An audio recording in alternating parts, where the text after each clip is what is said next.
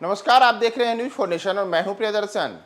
बिहार की नीतीश सरकार पर जदयू सांसद के एक बेटे को 1600 करोड़ रुपए का ठेका दिलाने के लिए नियमों में हेरफेर करने का आरोप लगा है। और इन सब से ये बात सामने आई है कि जदयू सांसद के बेटे को इस ठेके में बड़े स्तर पर लाभान्वित करने के लिए तमाम नियम कायदे कानूनों को दरकिनार करके ऐसी नीतियां बनाई गई जिससे यह 1600 करोड़ रुपए का ठेका उनके पास आए। तो अब इस मामले में पटना हाईकोर्ट में एक बड़ी सुनवाई होनी है और पटना हाईकोर्ट ने इस पूरे मामले पर अपना सख्त रुख अपनाया है और 24 जून को बिहार की नीतीश सरकार के लिए बेहद अहम होने जा रहा है, क्योंकि 24 जून अब नीतीश सरकार के लिए अब उसके उस निर्णय जिसमें कि जदयू सांसद के बेटे को 1600 करोड़ रुपए का ठेका मिला है, उसमें पटना हाईकोर्ट में सुनवाई। दरअसल जदयू के जहानाबाद के सांसद के बेटे की कंपनी पशुपति नाथ डिस्ट्रीब्यूटर्स को करीब 1600 करोड़ रुपए का एम्बुलेंस चलाने का ठेका मिला है। अब इस आरोप में पटना हाईकोर्ट में 24 जून को सुनवाई होनी है।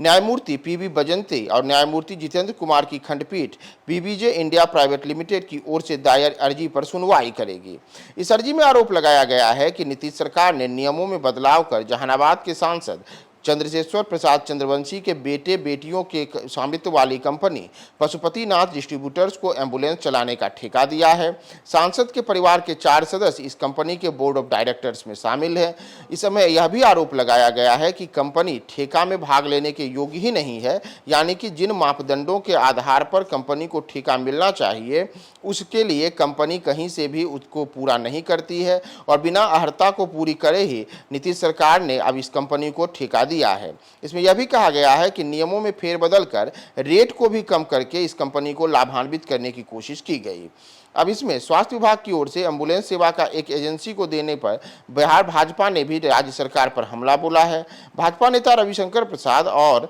नेता प्रतिपक्ष विजय कुमार सिन्हा ने आरोप लगाया है कि राज्य के एम्बुलेंस सेवा संचालन हेतु नियम कानून की अनदेखी करके करीब 1600 करोड़ रुपए का ठेका एक खास एजेंसी को दिया जाना दुर्भाग्यपूर्ण है। दरअसल एक रिपोर्ट के अनुसार बताया गया है कि पटना हाईकोर्ट के आदेश को दरकिनार रख के ऑडिट्स के अनियमितताओं के सामने आने के बाद भी और कई दस्तावेजों के लीक होने के बावजूद बिहार की नीतीश सरकार ने एक बार फिर से सूबे में एम्बुलेंस का 1600 करोड़ रुपए का ठेका जदयू सांसद के रिश्तेदारों द्वारा संचालित कंपनी को दिया है। इसमें यह भी कहा गया है कि कंपनी अगले 5 साल के लिए फिर से एम्बुलेंसों का प्रबंधन करेगी। साथ ही एक नया नियम यह भी जोड़ा गया है कि अगली बार फिर 3 साल के लिए इस करार को आगे बढ़ाया जा सकता है, यानी कि डायल 102 इमरजेंसी सेवा के अंतर्गत बिहार में जो संचालित 2125 एम्बुलेंस हैं उनके प्रबंधन का कार्य पटना स्थित Pashupati Nath distributors private limited को दिया गया है और यह कंपनी जहानाबाद के जनता दल यूनाइटेड के सांसद चंद्रशेखर प्रसाद चंद्रवंशी के